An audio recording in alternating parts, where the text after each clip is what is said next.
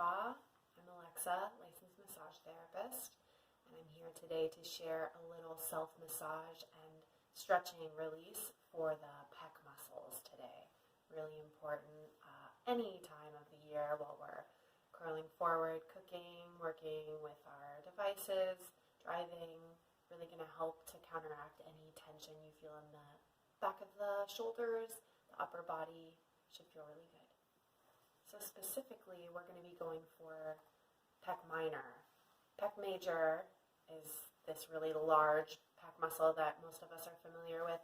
Pec minor is underneath pec major. It's a really stringy, really tight muscle. So we're just going to do a little of exploring to start. Keep it really open and soft, just feeling that whole chest muscle, feeling the tissue, warming up the fascia with an open palm. And just notice the structures you feel under your hands. You don't have to get really specific yet. I'm going to start to change my pressure from a full palm to more of the pads of my fingers and start to sink in a little bit, give myself a little bit of good pressure. It's hard to see with my shirt. If I open it a little bit, you can see it's sort of right at this junction where my arm meets my shoulder, and we're going in from the side. So there's like a big flap of pec major here, and we're trying to kind of get underneath that flap, relax the shoulder that you're working on best you can, and start to angle your pressure in towards your ribs and up towards your head. And you might feel a really tender spot in there. Starting slow.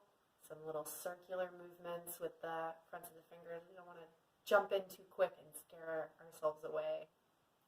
And as you're drawing little circles there, exploring underneath pec major, finding the fibers of pec minor, you can start to play with the positioning of that shoulder that we're working on. So I'm using my right hand to work on my left pecs. I'm going to take my left shoulder, my arm out, and just start to slowly move my arm back, and even just a little bit of movement against that pressure is a pretty intense stretch and a pretty intense deepening of the sensation I feel in pec minor. I'll bring the hand forward towards the front of my body and feel things soften a little bit, and that's actually where I want to hang out for a minute. So once you find that place, that position with the shoulder where things feel a little softer and the intensity diminishes a little bit, that's where we'll rest just for a minute. Just bringing your breath in to the equation, feeling that tissue soften and slacken, diminishing the intensity. Giving yourself a little space there, a little space for that pec minor to unravel and unwind. This is a little bit of self-administered positional release for the pec minor. And once you feel a good bit of slackening and softening there, you don't have to feel anything super intense. It can be really subtle. It's okay if you don't feel anything at all your first time around.